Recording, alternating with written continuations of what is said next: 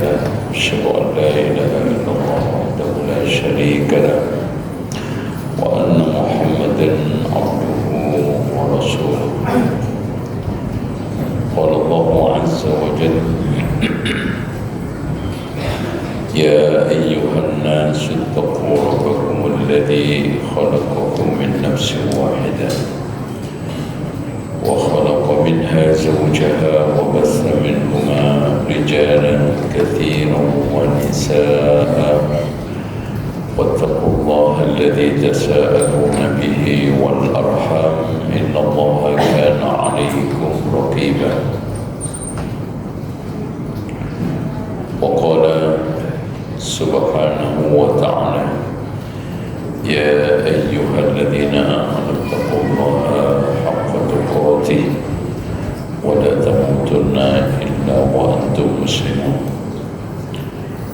وقال عز وجل يا أيها الذين آمنوا اتقوا الله وقولوا قولا سديدا يصلح لكم أعمالكم ويغفر لكم ذنوبكم ومن يطع الله ورسوله فقد فاز فوزا عظيما فإن خير الحديث كتاب الله وخير الهدي هدي محمد صلى الله عليه وسلم وشر الأمور محدثاتها وكل محدثة بدعة وكل بدعة ضلالة وكل ضلالة في النار. Ikhwah sekalian, saya akan sampaikan sedikit nasihat untuk memasuki 15 kedua bulan Ramadan. Ya, manfaatkan sebaik mungkin, terutama proses mengejar Lailatul Qadar antum siapkan. Dan udahlah, tinggalkan mudik. Mudik itu nggak berhenti. Mudik yang bagus itu setelah Idul Fitri. Lebih bagus lagi setelah 6 bulan Idul Fitri.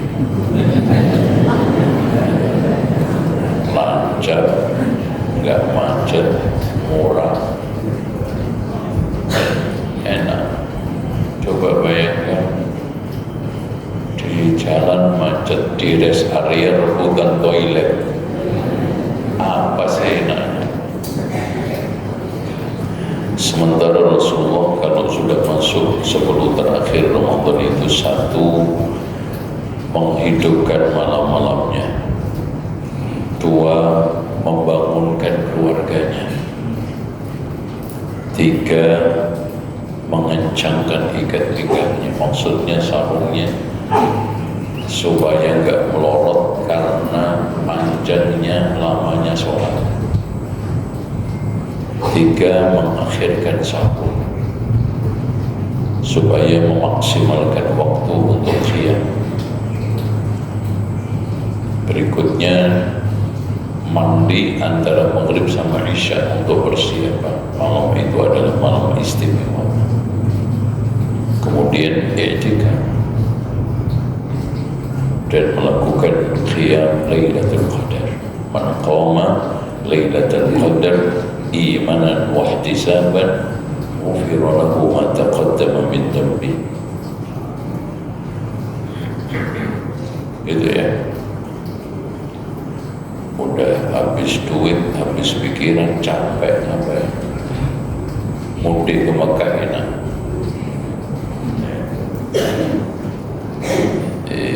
Saya pakai baju ini karena baju saya udah siap-siap mau ke Mekah. Jubahnya ini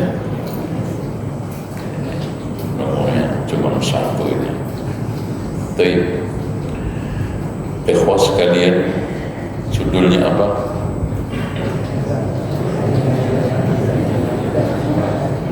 Oke.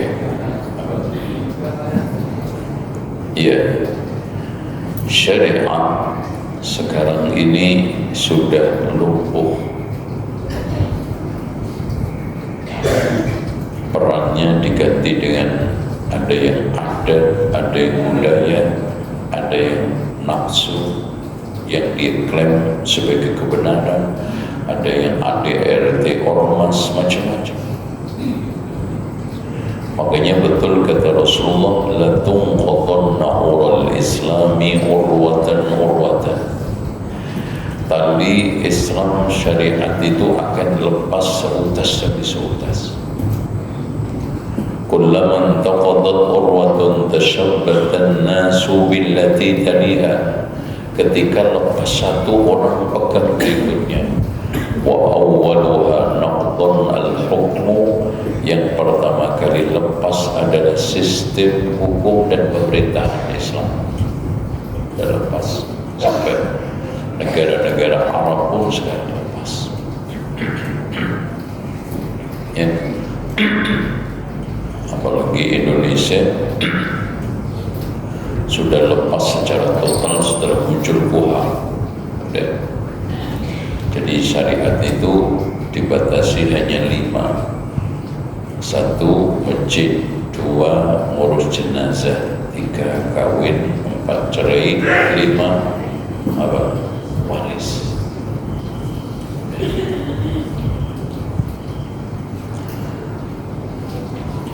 Dan itu kapan terjadi? Rasulullah sudah memprediksi jauh. Makanya Rasulullah berwasiat kepada Hudzaifah, ketika nanti sudah tidak ada imam, tidak ada jamaah yang bisa menegakkan syariat, ya, falta'tazil firqa kullaha, kamu tinggalkan semua kelompok yang ada, walau an ta'udda bi asli syajarah, meskipun kamu hanya gigit akar pohon. Maksudnya apa? Cukup amalkan syariat semampuan, jangan nengok kanan kiri meskipun antum sendiri. Hal itu dikarenakan kebanyakan umat seperti yang dikatakan oleh Rasulullah di dalam hadis yang dikeluarkan oleh, yang diriwayatkan dari Abu Sa'labah Al-Khushani. Beliau menanyakan kepada Rasulullah, ayat alaikum anfusakum la yadurrukum man dhalla idza tadaitum. Urusi diri kamu sendiri, tidak membahayakan kesesatan orang lain kalau kamu sudah mendapatkan petunjuk. Rasulullah menegaskan, balik tamiru bil ma'ruf wa tanahu 'anil munkar. Bahkan kamu harus terus amar ma'ruf nahi munkar. Tapi ternyata amar ma'ruf nahi munkar itu akan stop loyo, gak ada. Hatta kapan? Hatta idza ra'aitum syuhhan muta'an, kalau kamu sudah melihat kikir ditaati. Apa itu kikir ditaati? Kikir dengan bakhil itu bedanya asyuh dengan al-bukhlu. Kalau asyuh itu pelit dari milik hak orang lain, ditahan. Contoh, bantuan BLT ditilep milik orang. Dan sekarang zamannya zaman syuh. Kita masuk ke sebuah instansi, kalau gak ada order gak bisa masuk. Syuh. Ya, mendapatkan hak-hak kita di lini publik sulit. Syuh. Wa hawan muttaba'ah, hawa nafsu yang diikuti. Nah, udah. Makanya kata Sufyan ibnu Sulaiman, akan datang suatu zaman di mana yang menjadi urusan utama manusia perutnya dan hawa nafsu menjadi ukuran agamanya.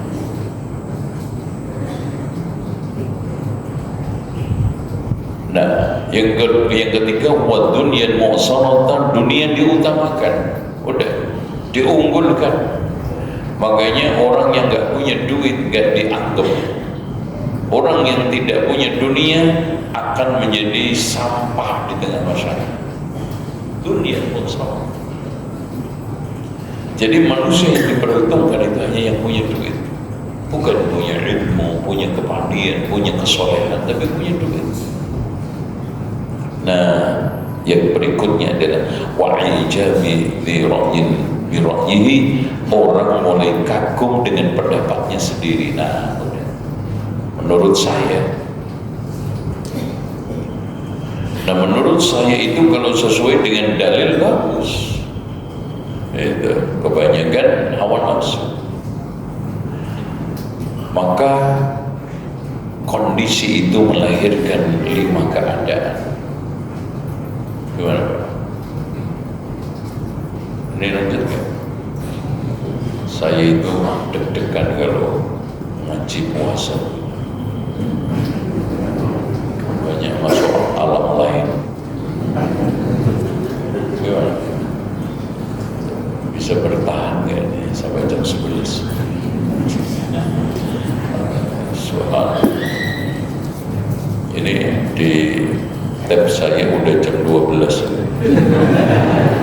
Ini nggak tahu tab saya ini tahu-tahu jamnya jam Timur Leste.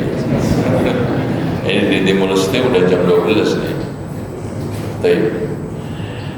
Ikhwas sekalian, pertama yang sekarang ini kita dapatkan dari umat ini, dari hasil tadi itu, satu, lemahnya, teledornya orang untuk mencari kebenaran dan kebaikan. Ngaji itu paling sulit,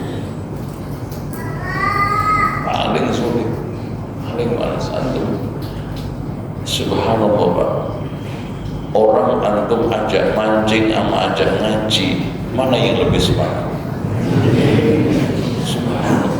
Haji. Ya Pak, hanya sekedar bagi-bagi sembako yang nilainya 150 itu bisa antri 2 jam sebelum pembagian. Ngaji terlambat sampai 2 jam sebelum ngaji. Jadi setelah ngaji baru datang. Itu kadang-kadang dimix bagi sembako dengan gajian, didulukan bagi sembakonya, nggak ada gajiannya, hilang semua. Didahulukan gajiannya, hilang jamaahnya. Itu yang datang pun 1-2, itu pun Pak nempel di tembok kayak wayang kulit. Itu pun bukan ngaji, ustadznya ditonton, ini ustadz apa ini anak ini itu lemah ya. Jadi gairah orang untuk mencari kebaikan, kebenaran itu lemah. Yang kedua,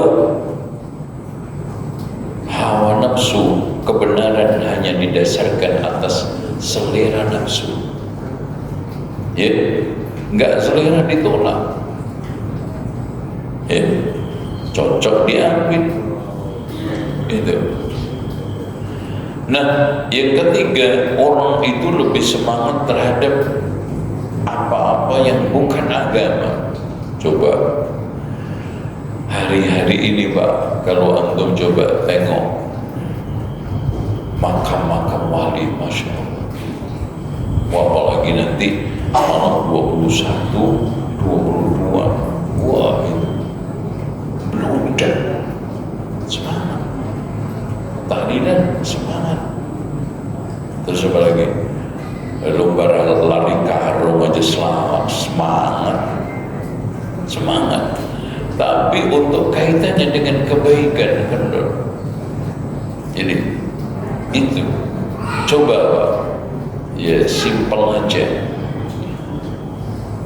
Sebagian pengurus masjid, jamaah masjid hilang sampai separuh cuek. Coba kalau beduknya hilang, wow, bisa bikin laporan viral itu. Wah, beduk masjid Muttaqin Darul Muttaqin Wahabi. Padahal subhanallah, sekarang ini fakta nih. Awal Ramadan masjid-masjid pada pasang tenda di jalan. Karena apa? Sholat tarawihnya memudar. Udah seminggu itu jamaah yang di tenda hilang. 2 minggu yang kedua tendanya hilang. Iya. Astagfirullah. Semangat dengan sesuatu yang bukan agama. Cek lah, belum kerajaan, semangat karnaval, semangat apa aja selain agama. Kemudian yang keempat, ini ya, kewekah terhadap kesesatannya. Bukan hanya kewekah, saking masuk keras kepala, pokoknya udah mau sudah dikasih dalil yang sudah masya Allah tetap. Nah, yang kelima, memusuhi siapa saja yang dianggap menentang pendapatnya walaupun salah. Coba lihat, kalau kita adu argumen tentang masalah maulid, tentang masalah tadi dan tradisi adat, walaupun sudah nggak ada argumennya, nggak ada dalilnya, tetap malah memusuhi siapa aja yang katanya mereka gerakan anti tahlilan, gerakan anti maulid, itu dimusuhi. Ya. Nah, dari sini ikhwas sekalian, sehingga orang yang mengikuti kebaikan kebenaran diuji dengan ujian berat seperti memegang bara. Kayaknya antum yang sabar, karena antum ini, kita ini Pak, dari atas sampai bawah, dari ujung rambut sampai ujung kaki nyeleneh. Dianggap coba sholatnya nyeleneh kan, haji juga gitu nyeleneh, bersabar semua. Makanya dari situlah dikatakan oleh Rasulullah SAW, al-qabidu ala dini kal-qabid ala jannah. Inna min waraikum ayyam as-sabr. Di belakang kalian nanti ada hari-hari butuh kesabaran. Tuh, sabar. Ya. Nah, ditambah lagi di sana ada kelompok yang tiap saat secara sistematik, masif dan struktural menggembosi syariat, jelek-jelekin syariat, black camp terhadap apa? Islam.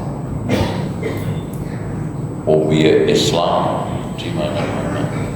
Tiap hari yang menyerang jilbab, yang menyerang apalagi jenggot, yang menyerang zakat. Nah, ini zakat. Kok bisa zakat itu nggak populer di dalam Al-Quran? Rukun Islam loh, rukun Islam. Ini jangan-jangan rukun Islamnya berubah. Ada calon kesra di kampung ditanya, Pak, sebutkan rukun iman. Rukun iman ada berapa? 4. Apa aja Pak? Iman Santoso, Imam Atno, Imam ini rukun semua Pak, nggak pernah tekar katanya. Itu rukun katanya. Padahal hadirin sekalian, yang dia jadikan dasar di dalam surat At-Taubah, innamas shadaqatu, katanya innamas shadaqah, yang populer itu di dalam Al-Quran sedekah. Itu ada di dalam surat apa? Surat Taubah. Sementara di dalam surat At-Taubah itu sendiri Pak, Allah menyebutkan zakat 4 kali, sedekah cuma sekali. Cukup paling populer gimana? Enggak populer gimana? Nanti buka Quran. Itu semua ada.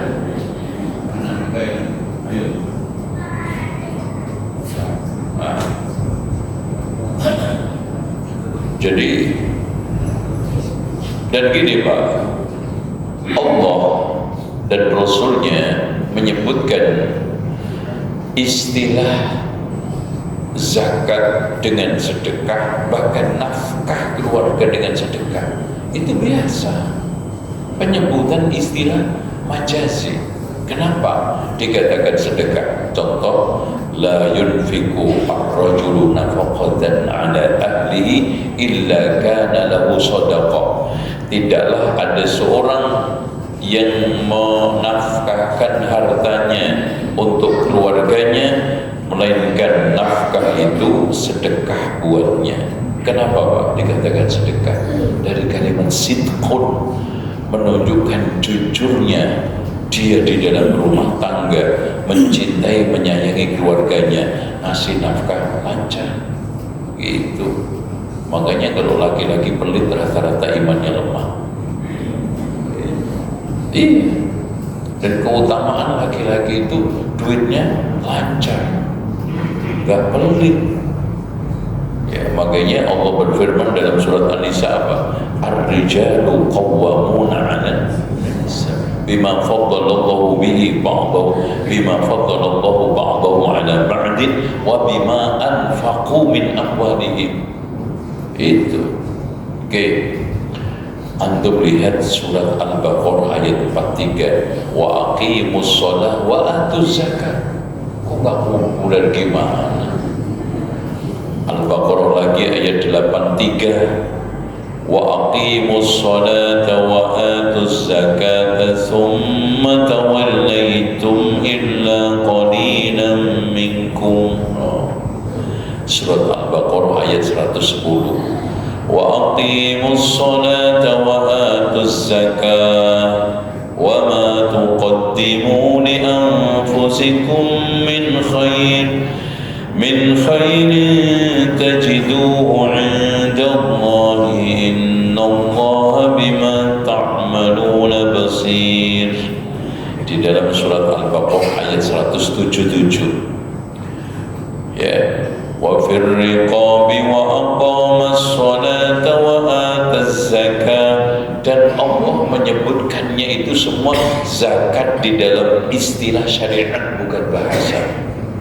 Al-Baqarah ayat 277, innal ladzina amanu wa 'amilus solihati wa aqamus salata wa atuz zakah. Zakat lagi. Surat An-Nisa ayat 77 ya. Alam tara ilal ladzina qila lahum kuffu aydiyakum wa aqimus salata wa atuz zakah. An-Nisa ayat 163. Lakinir rasikhuna fil ilmi minhum wal mu'minuna yu'minuna bima unzila ilayka wa ma unzila min qablik wal muqimina as-salata wal mu'tuna az-zakah. Al-Maidah ayat 12, Al-Maidah ayat 55. Innama waliyukumullahu wa rasuluhu walladzina amanu alladhina yuqimuna as-salata wa yu'tuz zakata. Al-A'raf, At-Taubah ya, ayat 5 nyebutin fa in tabu wa aqamus salata wa atuz zakata fakhallu sabilahum. Ini untuk menandai orang itu layak untuk dibebaskan dari tawanan. At-Taubah ayat 11. فَإِن تَابُوا وَأَقَامُوا الصَّلَاةَ وَآتُوا الزَّكَاةَ فَإِخْوَانُكُمْ فِي الدِّينِ. Ini untuk mengukur orang itu muslim, kafir, bayar zakat. At-Taubah ayat 18. Innama ya'muru masajidallahi man amana billahi wal yawmil akhir wa aqama as-salata wa ata az-zakata wa lam yakhsha illa Allah. Nah, surat At-Taubah ayat 71.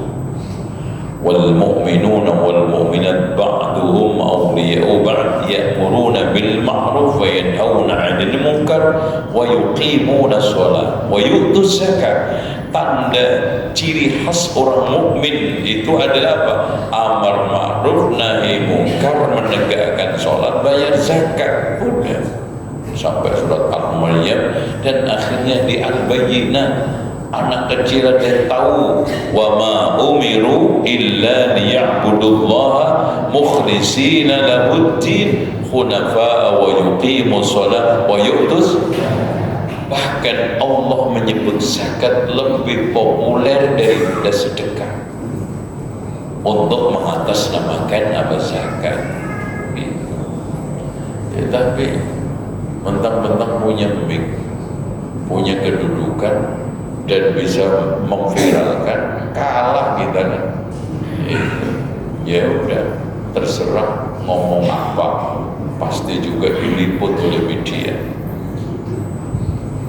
Ini, nah sekarang kita akan sebutkan perilaku mereka pada setiap zaman masa di dalam mendistorsi Islam, di dalam merobohkan syariat, di dalam fobia Islam dan anti syariat. Satu, dalam bidang tafsir Al-Quran mereka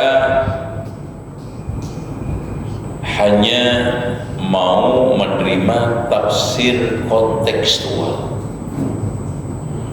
Bahkan yang paling mutakhir ada istilah tafsir hermeneutik. Apa itu tafsir hermeneutik? Kata mereka sih klaimnya tafsir mendalam, kontekstual dan kritis terhadap isi Al-Quran. Kalau hasilnya nanti harus mengatakan Quran perlu diamandemen. Karena kritis tadi, kontekstual. Al-Quran itu ditarik pada kebutuhan zaman. Bukan zaman ditarik pada apa? Kaidah agama syariat. Sekarang kalau memang butuhnya zaman sekarang wanita itu nggak perlu jilbaban, dicari-cari tafsir ayat jilbab itu tidak harus kain yang nutup kepala. Tapi apa? Yang penting adalah rasa malu yang dimiliki oleh perempuan. Makanya dari yang paling inti adalah hati. Yang paling penting adalah hati itu sudah jilbaban. Masya Allah. Yang laki-laki hatinya sudah jenggotan, gak perlu pasang jenggotan. Jadi semua yang penting di hati. Masa ono hati jenggotan itu terus hati jilbaban. Makanya mereka cuek. Bahkan tafsir hermeneutik ini sangat lumer, sangat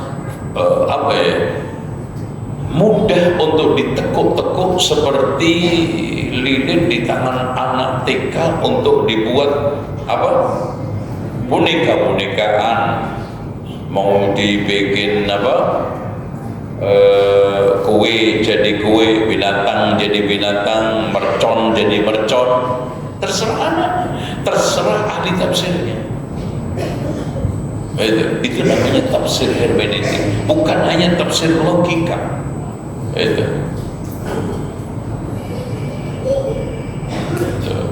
Dan ini kalau kajian mereka itu ayat-ayat Al-Quran itu ditarik pada kemauan zaman, kemauan logika mereka dan juga keinginan nafsu mereka ditutup dengan logika yang sangat sederhana, bisa diterima oleh jamaah.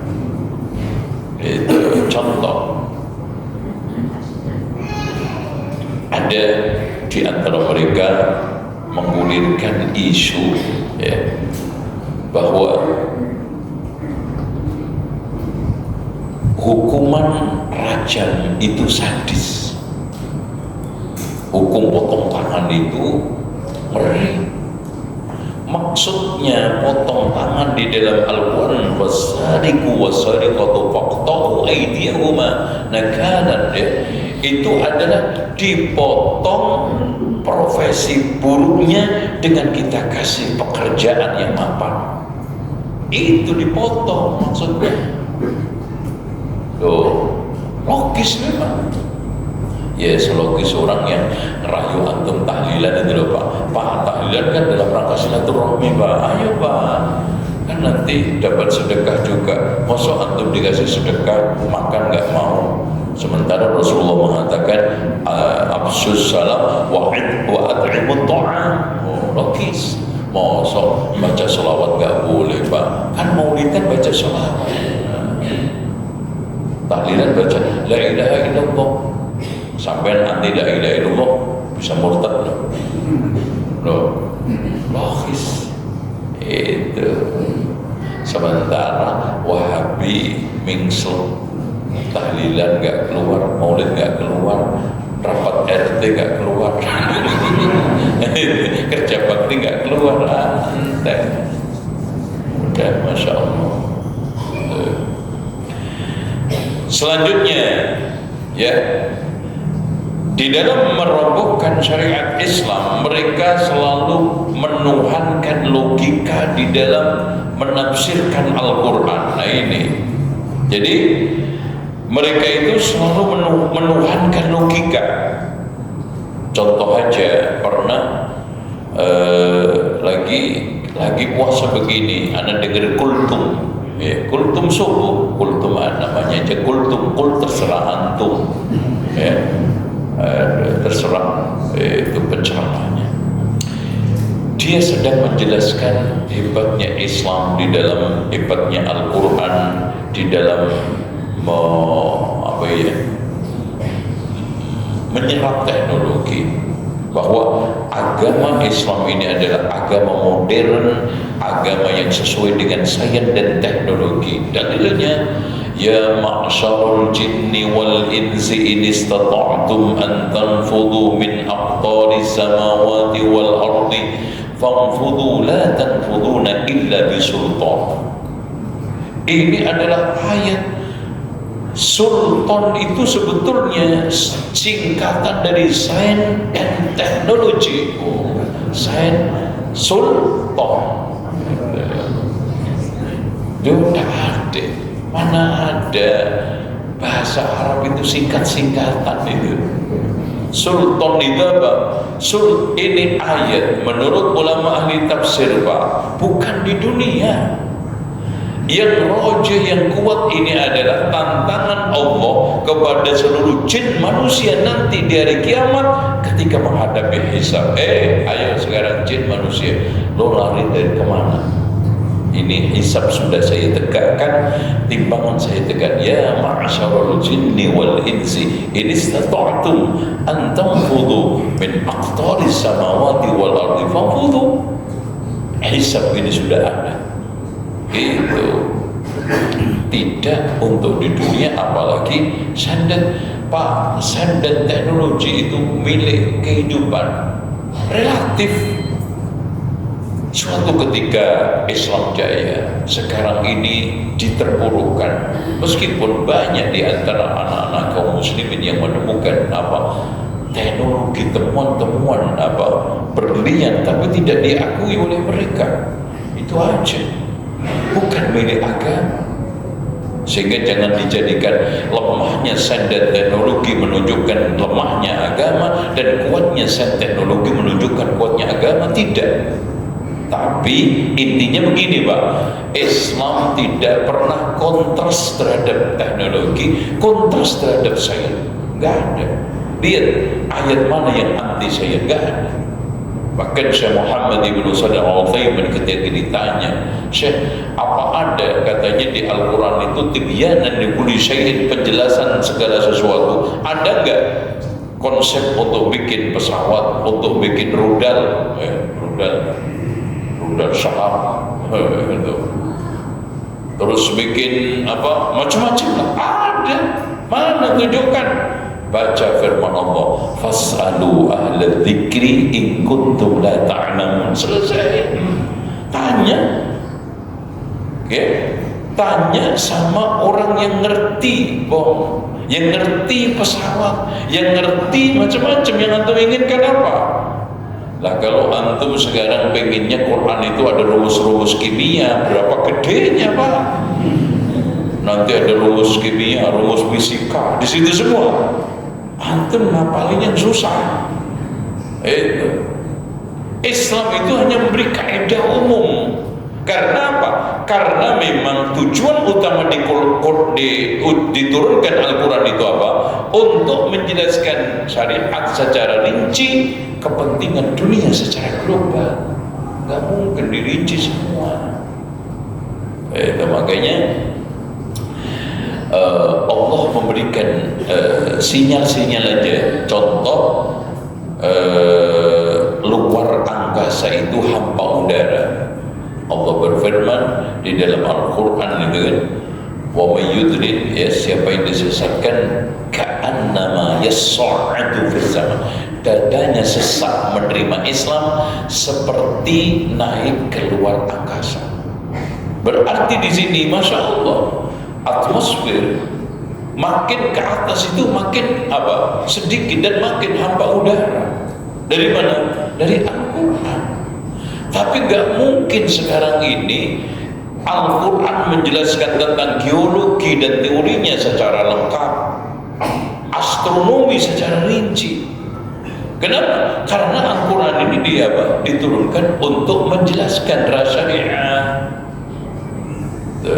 Di sela-sela penjelasan syariat itu, Islam juga memberikan satu apresiasi terhadap sains dan teknologi, ayat-ayat kauniyah. Makanya Allah juga mengatakan, afala yanzuruna ilal ibili kaifa khuliqat fa'tabiru ya ulil albab, kitabun anzalnahu ilaika mubarakun liyadabbaru ayatihi wa liyadzakkara ulul albab. Sebuah kitab yang diturunkan berkah agar orang yang cerdik-cerdik yang mikir.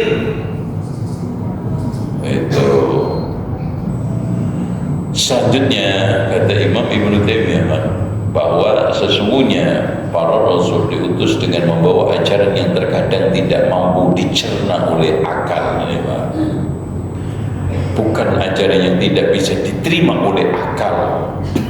Beliau melanjutkan bahwa mereka sama sekali menolak dalil dari kitabullah dan sunnah Rasul bila bertentangan dengan logika mereka. Dengan dalil, akal mereka dapat menolak riwayat. Akan tetapi setelah melalui proses penelitian, mereka hanya mau menerima hujjah dari kitabullah dan sunnah Rasul sesuai dengan pendapat akal mereka belaka. Udah itu aja. Bukan berarti dia itu benar-benar mendapatkan ada ayat Al-Quran dan sunnah Nabi yang bertentangan dengan akal. Enggak. Dan sampai hari ini kita bisa tantang, tolong sebutkan ayat Al-Quran dan sunnah Nabi yang sekarang bertentangan dengan akal. Enggak ada. Kalau seandainya ada satu ayat hadis yang dianggap kontras, itu pasti ada salah satunya yang dhaif. Pasti itu. Atau sahih tetapi salah satunya dinasakh. Contoh, wala taqrabus sholata wa antum sukara, jangan kamu dekat-dekat sholat sementara dalam keadaan mabuk. Wah, berarti ayat ini boleh mabuk, yang penting jangan dekat-dekat sholat. Loh, kok beda ya dengan yang ada di dalam surat Al-Maidah, fahal antum muntahun, berhenti enggak total untuk meninggalkan apa? Ini kontras. Ternyata ayat ini dinasakh, wala taqrabus sholata wa antum sukara. total sekarang. Kalau gitu Isya boleh mabuk habis Isya karena masih jauh subuhnya. Itu mendem kabeh wong Islam nanti. Enggak, lah itu Pak. Jadi atau memang otaknya dia tidak bisa menyambungkan. Contoh Rasulullah mengatakan, man massa dzakarahu falyatawadda, siapa yang menyentuh kemaluannya hendaknya berwudu. Ada seorang yang bertanya, ya Rasulullah, saya sholat garu-garu nyentuh kemaluan, batal enggak sholat saya? Innama hiya bid'atun minka, enggak ada masalah, itu seperti nyentuh anggota tubuh yang lainnya. Loh, kontras. Ternyata dia tidak memiliki cara untuk membuat titik temunya apa. Kalau ini sengaja, ini tidak sengaja, selesai. Dan dengan itu, nah hal-hal yang seperti itu kadang-kadang bukan dicarikan titik temunya, bukan dicarikan titik analoginya, langsung dinyatakan kontras. Yang empat, cara mereka untuk mendistorsi Islam, untuk menghilangkan syariat, meremehkan metode tafsir bil maksur, meremehkan tafsir para ulama, Ibnu Katsir, semuanya qala Allah, qala Rasul, qala sahabat. Apaan itu? Mana sekarang ini logika yang menyegarkan logika kita? Cuman kaku, cuman kering, tafsir kering katanya. Ya, hal yang seperti ini akhirnya Masya Allah mereka mencibirkan orang-orang yang membahas tafsir Ibnu Katsir, membahas tafsir Ibnu Jarir At-Tabari dan yang lainnya. Yang kelima, mereka menolak tafsir Israiliyat secara berlebihan. Pak, Israiliyat itu terbagi menjadi tiga. Ada yang wajib kita benarkan karena itu bersesuaian dengan Al-Quran dan Sunnah. Ya. Seperti Rasulullah SAW pernah mendapatkan keterangan dari ahli kitab bahwa Allah meletakkan langit fi usbu'in, di dalam satu jarinya, wal aradis sabab fi usbu'in. Hadis ini sahih. Berarti apa? Wajib kita imani. Gitu. Tetapi yang kedua, ada Israiliyat yang tidak harus kita benarkan dan tidak perlu kita dustakan. Contoh ceritanya tentang mereka mengatakan buah yang dimakan oleh Nabi Adam di surga adalah, ada yang mengatakan biji gandum, ada yang mengatakan ati dan yang lainnya. Mungkin di kitab-kitab mereka jelaskan warnanya anjing, surat Al-Kahfi. Itu semuanya kita dustakan, gak perlu kita benarkan, gak apa, karena gak ada ngaruh kepada keimanan kita. Kita tahu Pak secara persis warnanya anjing Ashabul Kahfi kuning, ngaruhnya ke iman kita apa? Atau warnanya hitam, ngeri. Atau warnanya biru, itu rebutan warna kayak partai aja. Itu udah serahkan mereka sebagai bentuk cerita yang kita ceritakan. Nah, ada yang wajib kita dustakan karena apa? Karena itu adalah maudhu palsu dan bertentangan dengan apa? Dengan syariat Islam. Ya. Di antara Israiliyat yang jelas-jelas itu bertentangan dengan syariat, katanya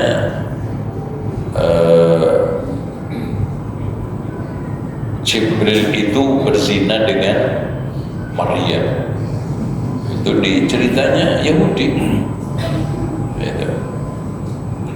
Terus kemudian Nabi Sulaiman itu diceritakan sebagai nabi yang pokoknya jelek banget oleh mereka. Jadi sebagian kelompok memuji-mujinya, sebagian kelompok menyerangnya. Apalagi ketika Nabi Sulaiman, Nabi Daud itu kan istrinya, berapa istrinya? Nabi Sulaiman 1000. yang istri aslinya 300, istri mudanya 700. Itu makanya dia pernah bilang, saya pernah gilir istri saya semalam itu 100 untuk supaya lahir semuanya apa? Mujahid di jalan Allah. Ternyata dia tidak bilang insya Allah, gak ada yang hamil kecuali 1, itu pun akhirnya cacat lahirnya. Itu dibikin berbagai macam Israiliyat yang mirip. Kita kalau memang bertentangan dengan akidah Islam, kita tolak. Itu kan gitu. Oleh karena itu, sikap yang benar di dalam masalah menanggapi Israiliyat ini ada yang wajib kita imani.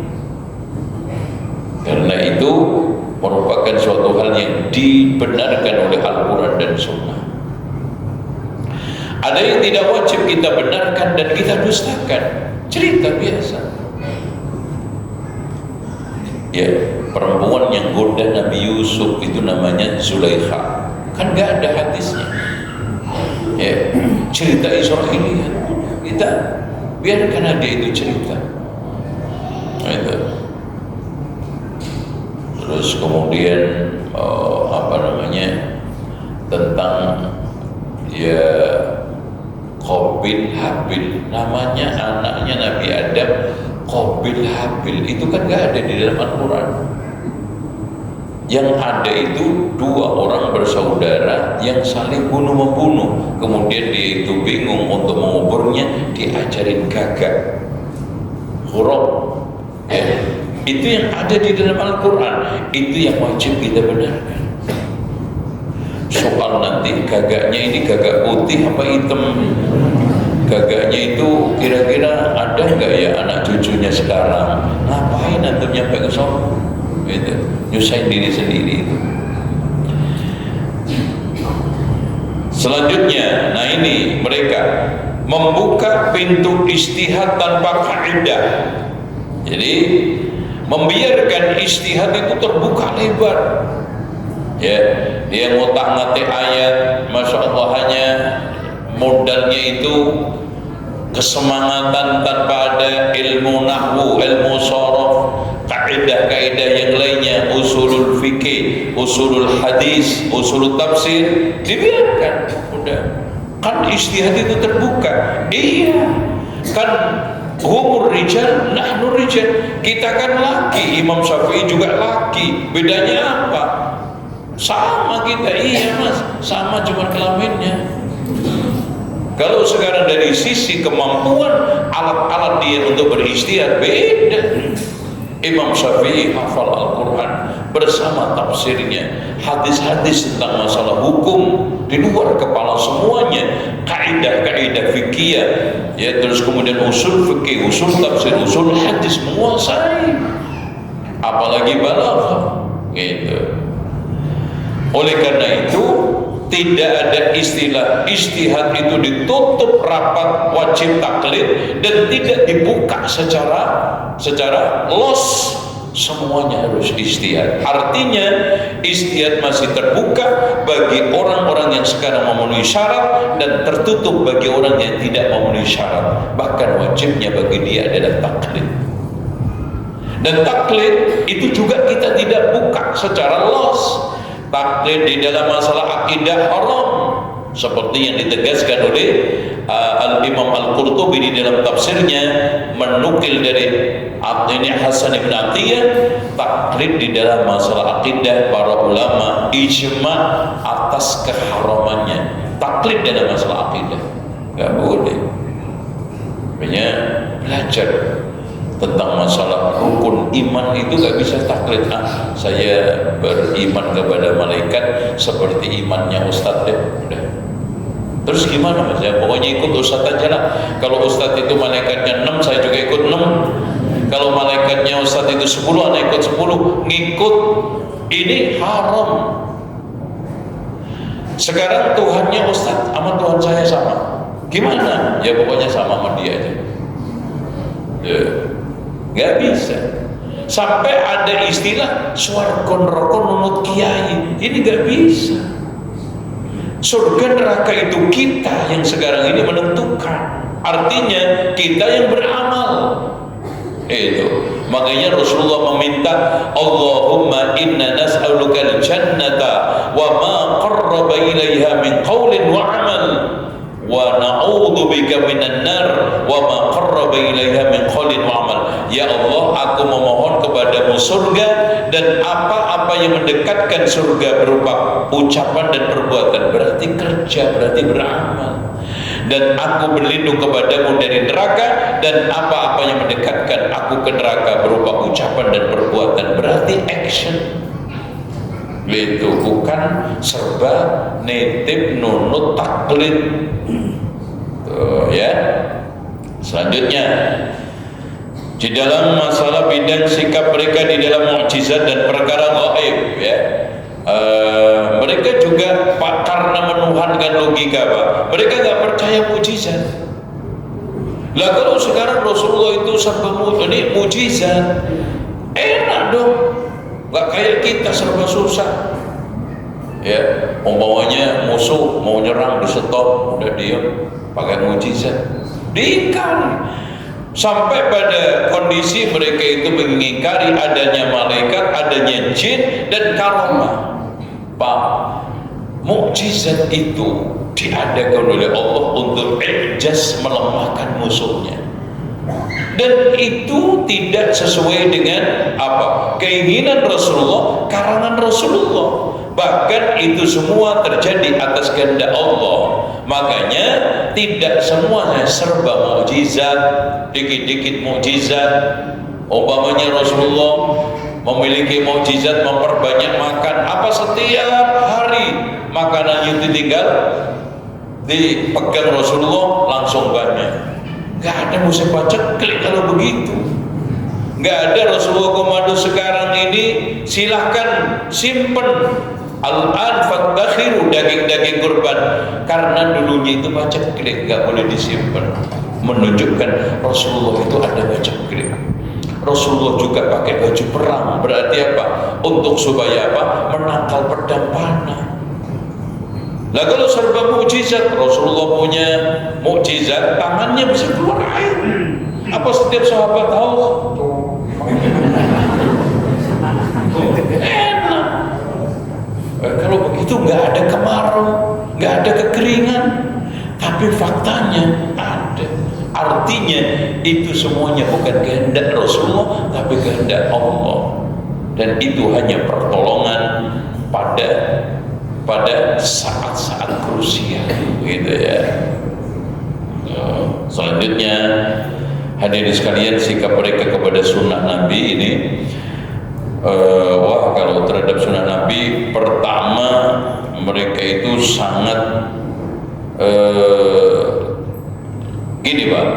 Kalau hadis itu tidak bisa ditolak sanadnya, umpamanya ahad, maka ditolak maknanya. Itu curasnya mereka. Ujung-ujungnya ditolak sunnah itu. Kalau hadisnya mutawatir, ditolak maknanya. Enggak seperti itu, enggak cocok dengan perkembangan zaman, enggak cocok dengan logika. Tapi kalau sekarang sanadnya rada bermasalah, nah ditolak sanadnya, hadis ini udah gak layak untuk dipakai.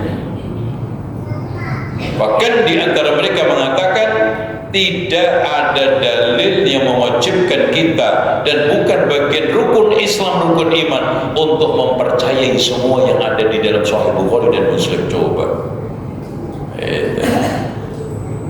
Dan dia mengatakan dengan mudah, ada loh hadis yang di dalam Sahih Bukhari itu dhaif, tapi ngomongnya cuma global. Coba buktikan mana yang dhaif. Sampai hari ini belum pernah ada yang satu pun menunjukkan. Yang mereka katakan dhaif, kemudian ayo kita bedah, nggak ada yang berani. Hanya mengatakan global. Ada di dalam Sahih Bukhari itu hadis dhaif, ada di dalam Sahih Muslim ada hadis dhaif. Mana hadisnya? Nomor berapa? Nggak ada yang bisa. Kenapa? Itu hanya apa? Hanya syubhat yang mereka timpang. Udah mulai beduk. Makan, buka. Udah mulai buka deh, karena puasa beduk. Nah, 9, mendiskreditkan para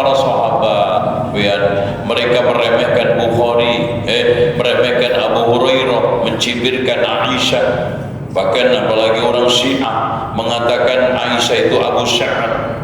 Makanya saya itu cukup heran Pak terhadap tokoh memuji-muji Ali Khomeini. Kayaknya antara Sunnah dengan Syiah itu gak ada bedanya. Lo merem terhadap buku-buku Syiah. Lo sekarang ini memejamkan mata dari penelitian. Cek buku-buku mereka dan literatur mereka terhadap sahabat, terhadap Al-Quran, terhadap Sunnah. Antum tidak membaca pernyataan mereka bahwa semua sahabat sepeninggal Rasulullah itu murtad kecuali 4. Antum gak membaca bagaimana sekarang mereka itu mencibirkan Sahih Bukhari, Sahih Muslim. Dari fakta kehidupan juga, antum sekarang tidak mencoba untuk ngulik-ngulik lah ada di internet itu. Bagaimana pembantaian mereka di Suriah terhadap puluhan ribu ahli sunnah. Puluhan ribu ahli sunnah di Irak. Bahkan ahli sunnah wal jamaah di Iran itu tinggal 2%. Itu pun di antara mereka la yamut wa la yahya. Sama. Subhanallah. Hanya ingin menjadikan tokoh perekat, tokoh perangkul. Subhanallah. Ini sekarang menyakitkan. Ada yang mengatakan sunnah dengan syiah itu gak ada bedanya. Tulisannya aja beda kok. Gak ada bedanya gimana loh. Ngawur aja loh. Kita diskusi. Antum ambil. Anak punya buku-buku syiah di rumah. Di perpustakaan saya itu lengkap. Kita buka tafsirnya aja Pak. Dari mulai awal sampai akhir itu nggak ada yang sinkron dengan tafsir ahli sunnah wal jamaah. Itu. Apalagi sekarang kitab akidah mereka, masya Allah. Itu. Sementara Rasulullah mengatakan la tasubbu ahadan min ashabi, janganlah kalian mencela sahabatku, fa inna ahadakum law anfaqa mithla uhudin dhahaba ma balagha ma adraka mudda ahadihim wa la nusayfahu. Seandainya di antara kalian infak segede gunung Uhud berupa emas, tidak akan bisa menyamai 1 mud atau separuhnya mud gandum sahabat. Karena mereka meskipun infak cuma 1 mud gandum dibarengi dengan iman yang hebat, takwa yang utuh, dan kedekatan kasih sayang cinta dia kepada Allah dan Rasulnya sempurna. Dan kita penuh dengan riya, sum'ah, percampuran dengan berbagai macam intrik-intrik duniawi itu. Nah, pelecehan terhadap sunnah Rasul menanamkan keraguan-keraguan terhadap kesahihan hadis-hadis Nabi. Malah hadis-hadis dhaif sama palsu dimasyarakatkan, dipopulerkan, yang sahih diragu-ragukan. Nah, hadis itu kayaknya maknanya tidak seperti itu. Atau minimal dia bilang jangan-jangan hadis itu dhaif. Jangan-jangan hadis itu dhaif. Pak, pernah ada seorang profesor kita sampaikan hadis sahih ada di dalam Bukhari, dia bilang begini, Mas, itu jangan-jangan hadisnya dhaif gitu. Terus antum teliti dulu. Ya Bapak teliti dulu, kok nyuruh saya. Ini hadis sudah dinyatakan oleh Imam Bukhari melalui penelitian 15 tahun Pak Profesor. Imam Bukhari itu Pak membukukan Sahih Bukhari itu 15 tahun. Berarti apa? Melakukan penelitian terhadap sanad, matan, dan komparasi rawi-rawi 15 tahun. Terus antum dhaifkan dengan 1 menit, jangan-jangan. Jangan-jangan. Ya Allah, itu ilmu dirayah mustalah hadis apa? Metode pendhaifan pesahihan hadis melalui metode jangan-jangan. Kalau metode penelitian itu ada kan kualitatif, kuantitatif di kampus itu, kenapa nggak dipakai? Lihat curasnya mereka di situ. Coba kalau pakai metode kuantitatif, coba di data jumlah perawi yang dipakai oleh Imam Bukhari itu berapa? Coba dibedah satu-satu. Terus kemudian disisir masing-masing perawi ini kira-kira cacatnya di mana? Wallahi Pak, saya sudah masuk tahun ketiga bahas Sahih Bukhari di pondok hari Jumat ini sekarang sudah babul iman. Saya sisir dari mulai sanad per sanad, satu persatu perawi, sampai detik ini belum pernah saya mendapatkan perawi yang lemah. Itu apalagi nanti sampai akhir. Itu ngaji, dikaji. Imam Bukhari membukukan hadis itu, meneliti hadis itu 15 tahun, antum dhaifkan melalui jangan-jangan. Itu dhaif. Ini aneh. Ya. Menebarkan keraguan-keraguan terhadap keabsahan Sahih Bukhari Muslim gitu ya. Banyak cara mereka. Di antaranya itu lihat perawi-perawi ahli bid'ah dimasukkan oleh Imam Al-Bukhari di dalam sahihnya. Bukhari Muslim. Pak, memang benar ada kok yarhamu. Baca alhamdulillah enggak yarhamu. Jadi Imam Bukhari itu benar. Ada perawi 88 kurang lebih yang rumiya bil bid'ah, tertuduh kebid'ahan.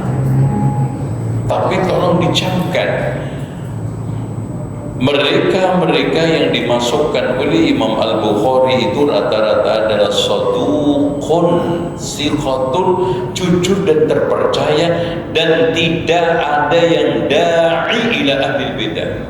Mereka cuma tercemar, mereka berpikiran, mereka berpendapat yang itu mungkin istiadia, yang akhirnya salah. Itu aja. Contoh Qatadah, contoh Imam ini apa namanya, ulama-ulama yang lainnya mungkin dari kalangan ada yang Murji'ah, ada yang dari Khawarij dan yang lainnya, itu hanya rumiyah bil bidah. Yaitu apa? Beliau berteori kebid'ahan. Contoh, Qatadah mengatakan kullu syai'in khalaqallahu ta'ala illa lil ma'siyah. Segala sesuatu itu diciptakan oleh Allah kecuali maksiat. Itu aja, enggak ada. Sementara Masya Allah Pak, kata para ulama, Qatadah ini Masya Allah buta dari mulai lahir, bahkan biji matanya enggak ada. Jadi enggak ada aslinya. Itu tapi diberi oleh Allah kelebihan. Tidaklah ada sesuatu yang saya dengar melainkan sulit saya lupakan. Makanya diberikan oleh Allah kemudahan hafal, kesulitan lupa. Nah kita kebalikannya, kesulitan hafal, mudah lupa. Nah itu dikatakan, dia mengatakan hampir semua hadis saya hafal kecuali puluhan. Berapa itu jumlah? Ratusan hadis, ratusan ribu. Semua saya hafal kecuali puluhan yang enggak hafal. Itu Masya Allah. Makanya orang seperti ini sulit. Semua ahli hadis yang ingin membukukan hadis lepas dari beliau.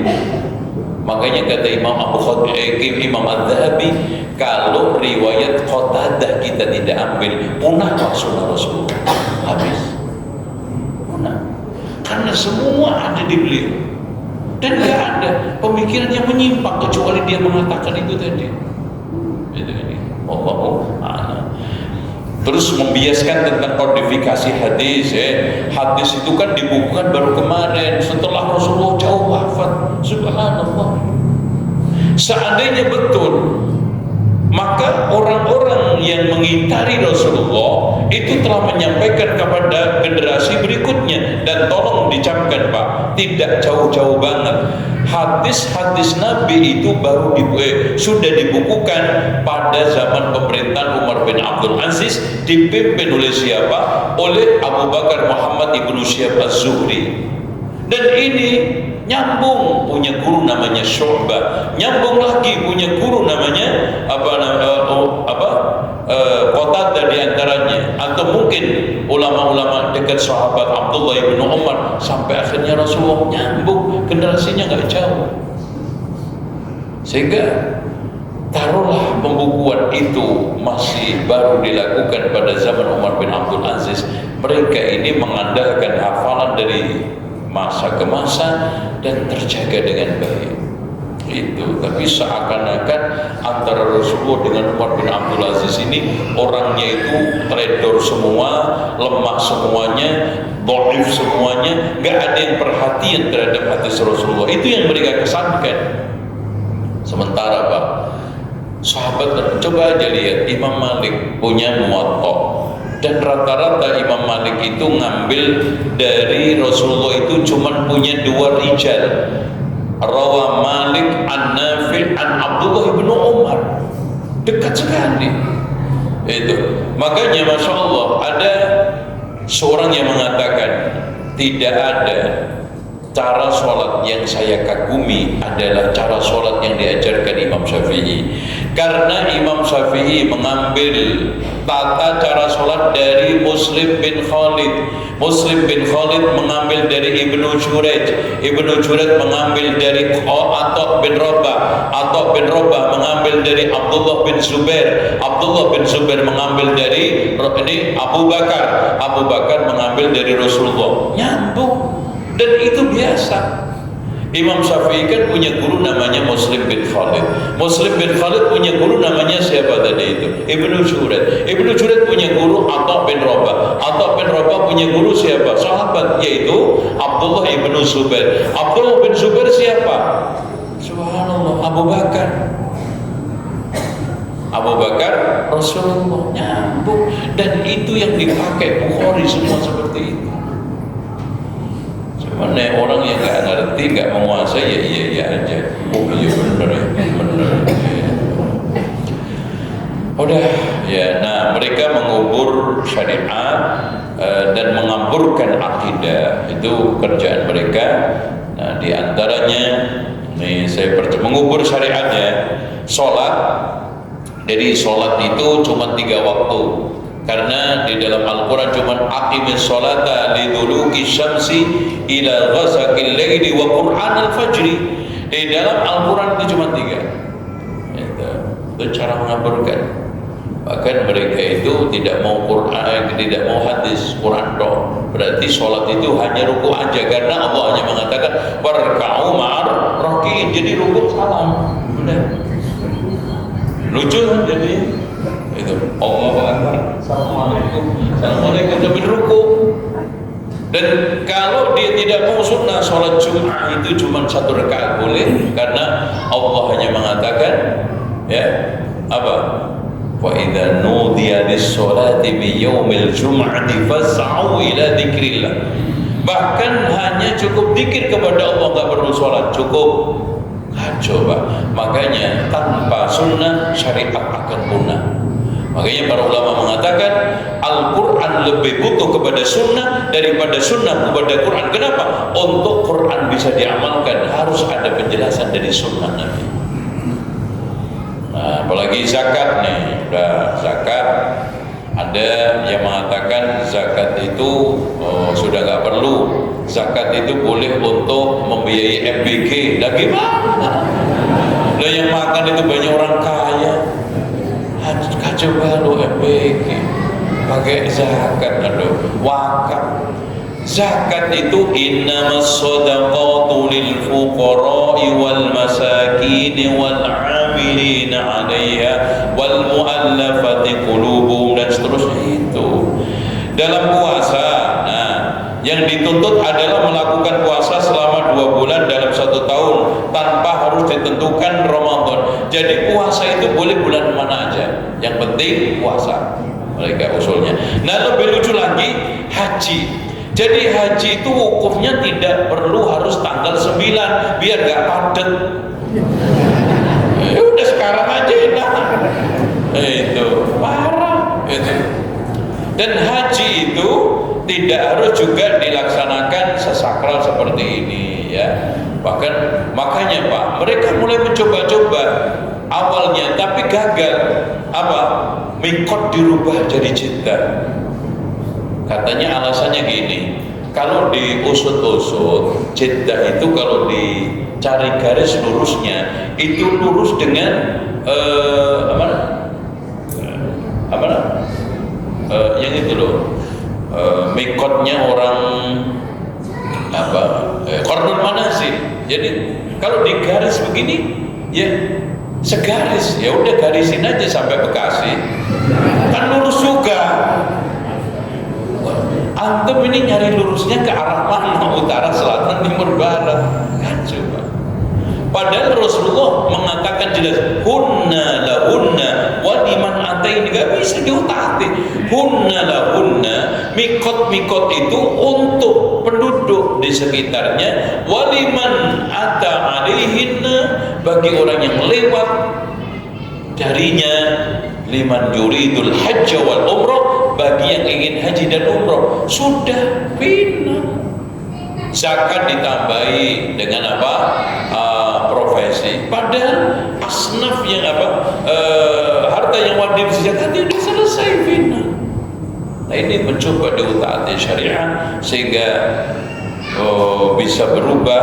Bahkan Pak, di Indonesia sekarang ini warisan itu kompilasi, atau bisa dicampur di mix adat nasional syariat, itu di mix dia. Nanti antum juga bisa milih gitu. Kalau undang-undang nikah juga di mix Kristen, Yahudi, Islam jadi satu sekarang. Antum baca KUHP, antum belum baca? Aku banget baca. Antum tidak harus jadi pengacara, antum tidak harus jadi hakim, nggak baca tuh. Kalau ada kelemahannya, antum bisa ajukan ke MK. Itu boleh, antum boleh. Anak pernah jadi saksi ahli di MK kok, loh jelek-jelek begini. Itu. Jadi saya dulu pernah jadi saksi ahli untuk membatalkan undang-undang ini LGBT.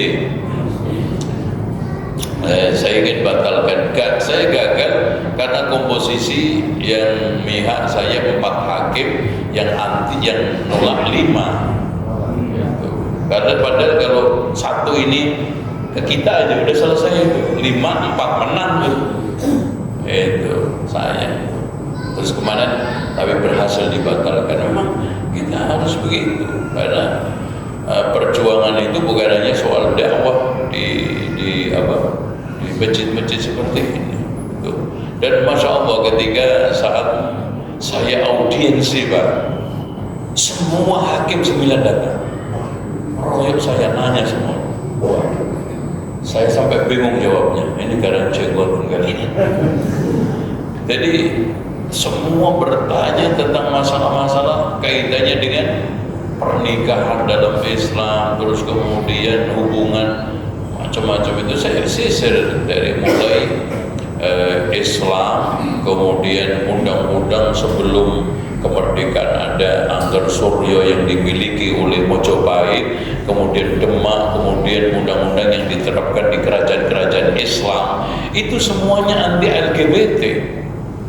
Terus kemudian saya mulai masuk Pancasila, undang-undang, udah gak ada alasan sebetulnya itu. Tapi ya itulah, karena LGBT lagi memuncak dulu itu. Tapi sekarang ini masya Allah Pak, LGBT ini masya Allah masuk ke anak-anak kita, ke pesantren-pesantren laki perempuan. Ya. Makanya waspadai anak-anak kita. Ya. Mudah terjadi. Kenapa? Karena laki sama laki berduaan kan gak ada yang curiga. Itu megang-megang ya, barangkali nonton nyebrang jalan kan, atau nggak tahu kan gitu. Perempuan sama perempuan kan gak ada curiga. Itu yang bikin kenapa transaksi LGBT itu mudah terjadi, karena orang gak curiga. Saya kira itu, silakan pulang gak apa-apa. Mudah-mudahan kita selamat Hari Raya Idul Fitri. Minal aidin wal faizin. Waduh, ini dikasih pertanyaan, dijawab nggak nih? Ya tunggu ya, awas lo, gue pulang gue sumpahin lo, awas lo, gue ditinggalin pulang, kempes bannya lo.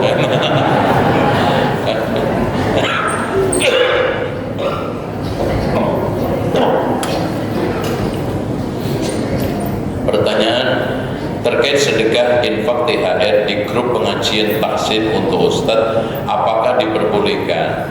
Kalau kasih ke ustadz itu THR boleh, tapi tolong kalau memang itu sekolah dikoordinasikan dengan kepala sekolah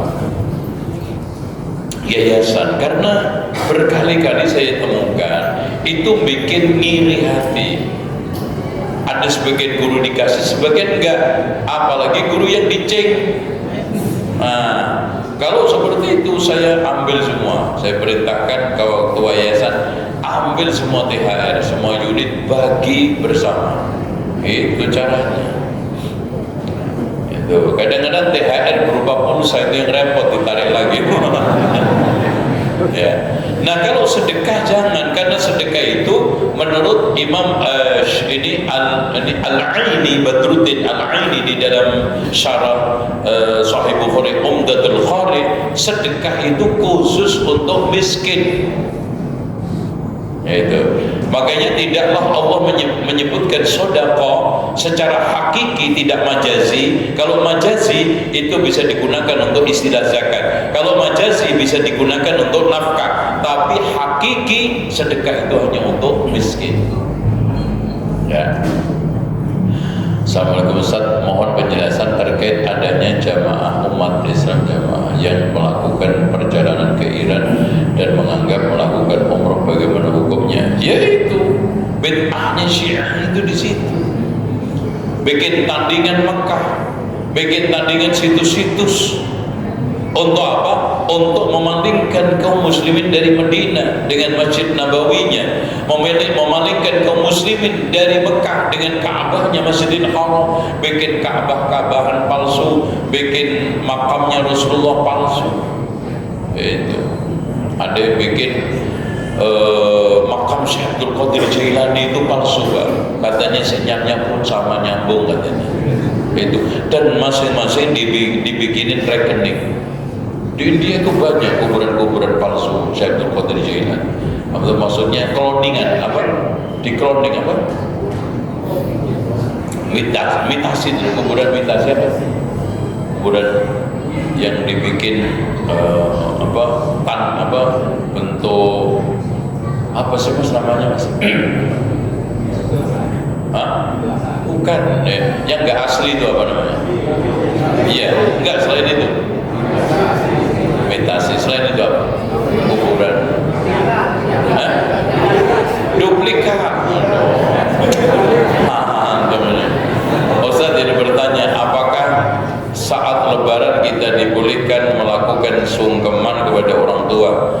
Sungkeman kalau sampai rukuk tidak boleh, karena tidak boleh siapapun dari makhluk kita hormati dengan cara rukuk sujud. Dan soal di tokoh agama mereka melakukan itu bukan standar. Misal tangan kiai itu sampai bungkuk, itu haram, nggak boleh. Karena rukuk sujud itu ibadah, tidak boleh kita berikan kepada selain Allah. Makanya kalau sama orang tua cukup dicium tangannya, supaya kita itu tidak dalam keadaan tasyabbuh, memperlakukan orang tua kita seperti Tuhan, seperti Allah. Cukup. Yang paling penting muamalah, ikram, memuliakannya, kasih sayangnya, perhatiannya, itu aja. Doa-doa kita itu yang diutamakan. Ya, ada yang meninggal terus ahli warisnya membagikan buku doa seperti zikir pagi petang dengan tujuan biar pahalanya mengalir. Ya nggak apa-apa, tapi jangan dibetulkan pas acara.